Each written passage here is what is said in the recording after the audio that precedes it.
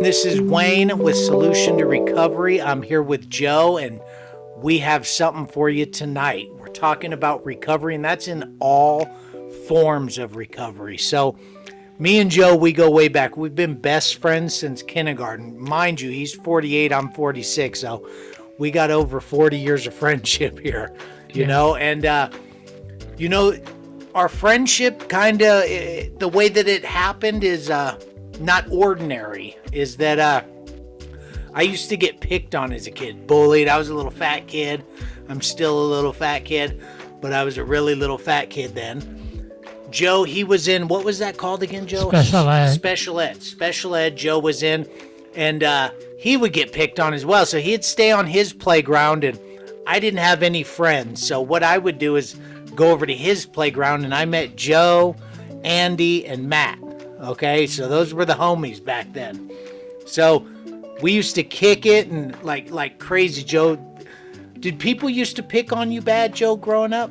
Yes, they did actually. I would go to the playground and people knew I was in special ed classes, so they would start making fun of me and, telling me that I would never have any friends and, just everything like that. And that really hurt my feelings because when I was in school, even though I didn't have regular classes, I was recognized and I was popular and people still talk to me no matter what. So. Hey, everyone knew you, Joe. Hey, even one of the coolest football players there, which was my best friend at the time, everybody used to call him Webster, Jermaine Lewis. Yes. Man, hey, Jermaine used to get picked on because he was a little black kid. Joe used to get picked on because he was in special ed and a black kid. I used to get picked on because I was a little fat white kid. So all of us were just screwed growing up. Pretty much. And Joe, isn't that so crazy how cruel people could be, dude? Yes. Like, dude, we've been friends for over 40 years. Right. Do you know how many people missed out on that because they judged me? Like, we've been pretty damn solid friends. Right. We grew up together, bro. Right. I even got you high a couple of times. You didn't remember that? Remember when I told you that joint was a cigarette? Yeah. Hey, why'd you keep puffing it, bro? I don't know, bro. I just wasn't, thinking at the time. I was still young in my prime and, Dog, you really hit that thing, though, dog. You hit it like, hey, I thought you were Snoop for a minute because I was like, dang, dog. Dude, easy, bro, because you almost smoked that whole damn thing, bro. And, right. But you know what's crazy is how come you didn't really continue? Like me, I got stuck in it. I couldn't stop. Like, how did you do that, bro? How did you just not, you smoked a couple of times with me and then didn't smoke it ever again? I felt that, I've tried it and it wasn't, I guess I wasn't hip to it or whatever the case may be, but I've smoked it a couple of times and we drank together too. Yes, we have. Yeah. Yes, we have. I'm spilling the beans, bro. Luckily, you never tried meth.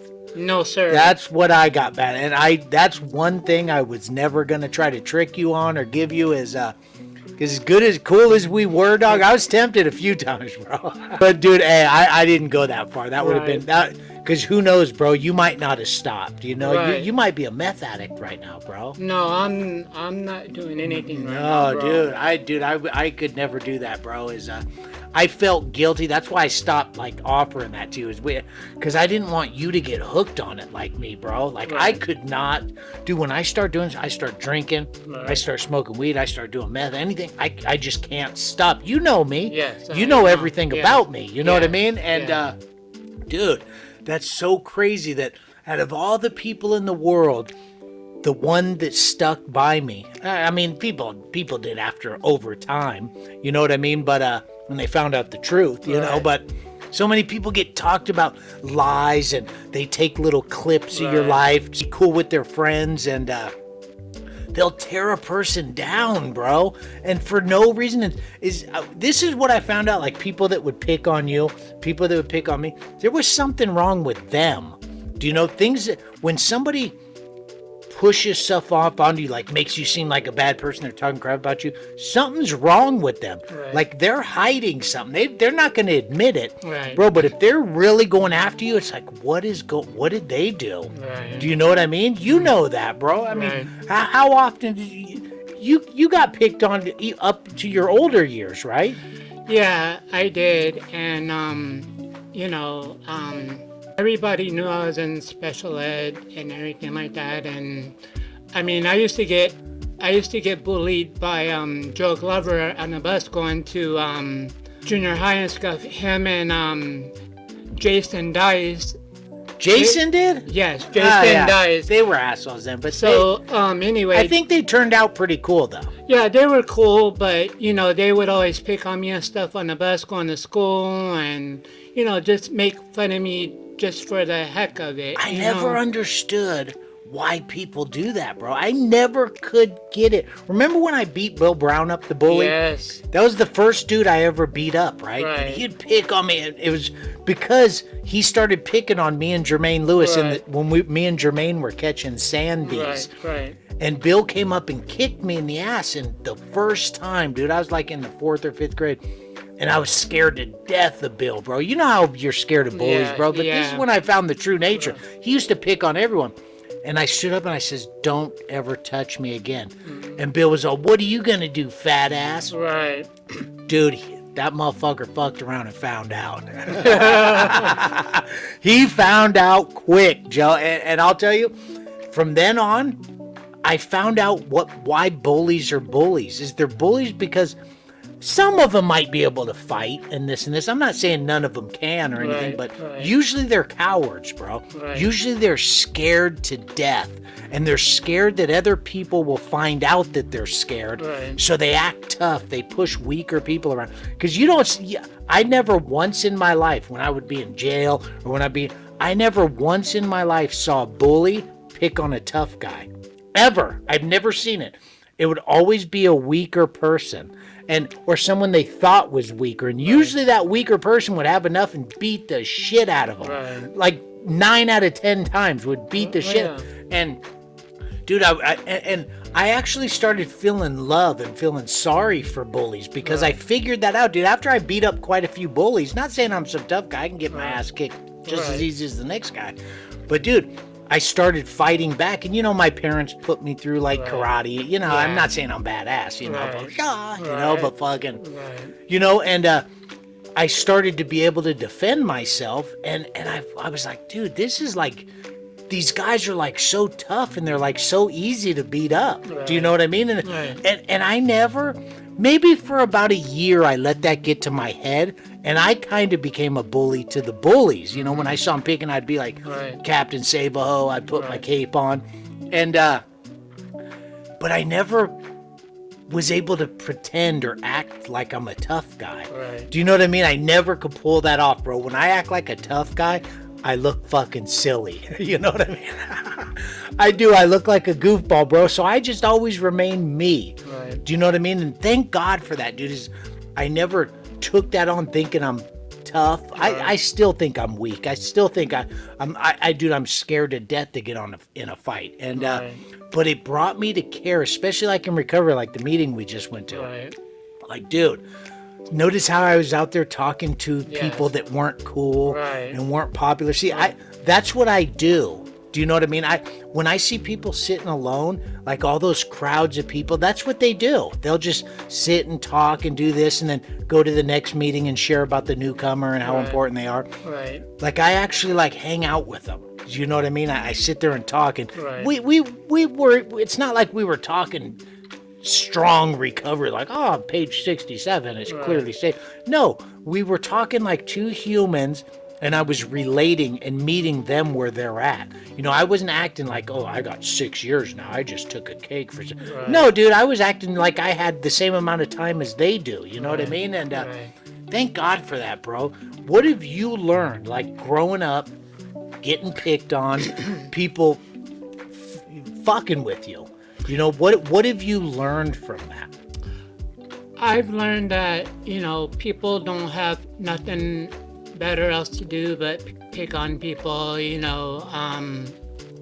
It's like they don't have nothing else. They don't have nothing else to do with their time but just pick on people all day long, and they get a satisfaction out of it, and that's all they do. They just pick on people. They don't care about nothing else but picking on people because that's their pride and joy. They want to get a kick out of it, and like that's all they live for is just picking on who they can pick on and get away with it. Now, Joe, because through life, you're 48 now. I'm 46. Right. We've known each other since we were 5 years old. True. 5, and then you were what, 6, 7? True. So, because in special ed, so what they do, go up to like first grade in there? Yes. Yeah, because you were like a little older than me then. Yes. So I probably, well, I can't say I look freaking weird there, but people used to pick on me too because they thought I was in special ed. Right. Because I used to hang out with you guys, Right. and Right. so they just thought like I had special. So they'd always call me retard, Yeah. dude, and fat ass retard. Right. And I would. That's why I could bag so good, if you're out there, like if you try to clown me, I will demolish and not get personal at all. Like I learned to bag on people, like me and my brother during the day. Like we've done that our whole lives. We bag on each other. Right. That's like how we get along. We like Right. clown and make jokes, but Right. like if someone else heard it, they'd be like, dude, these dudes are freaking. But like that's how we get along. We've always been like that. We'd get stoned together. We'd just bag on each other all night, dude, like until we fell asleep. Right. And so I don't know why I went into that, but has that, Joe? Because you've turned out to be a really good dude, bro. A rare person. Like there's not many people. I've known you for a long time. Like True. It's not like we just reconnected. Like I've known you maybe when I was gone and my little getting in trouble stage, or Right. when I was out tweaking. But Right. even when I was married, like I would be chilling. My ex-wife hated you, bro. Because she thought you were doing drugs. She straight thought you were doing drugs. She was like, "Oh, fucking that tweaker." She thought everyone was a tweaker because I was a tweaker. Right. And drinking and shit. And I'm like, Joe doesn't do nothing. No. Like he doesn't do anything. Like I got him to smoke weed, I think twice, 2 or 3 Right. times, maybe 4. Right. But and drink a beer. Like when Right. I'm drinking 10 beers, you're drinking like maybe you finish 1 beer. Right. And take a little puff of the Right. joint. Right. And but dude, it's like I don't know, bro. It's like how do you feel that's affected you, like in life? Or has it? Has it made you a better person, or do you feel it kind of messed you up a little bit? Well, see, growing up, it was hard for me, because my dad was alcoholic, and he did drugs, and it tore me up big time, and I had to go to my mom for everything. She was my father too. Yeah. And when I was getting attention from my mom, he would get jealous and get mad and etc. And things aren't the way they should be still to this day. I would have to go to meetings because I would be traumatized Yeah. of the stuff that has happened throughout my life growing up. Getting picked on and Getting stuff. picked on, Yeah. seeing my mom get hurt, just simple things like that. It really tore my self-esteem. I can't talk to my dad about anything because he blows up like a firecracker, and even to this day, we don't have a good relationship. I mean, we talk to each other, and I may hang out with them from time to time, but it's not like it should be. Yeah, it's not like a father-son No. type of deal. No. Yeah, no, I remember growing up, because your mom remember the bank thing? Yes. We were doing that other business, Yeah. and By the way, Joe's the CEO of anything I do. We've been talking since we were in kindergarten. We were always saying we were going to start a business. Right. You were going to be the CEO. Right. You know what I mean? And Right. I've tried that with him my whole life. I would get a little business started. Joe would come in. Remember the cars? Yeah. Man, everything.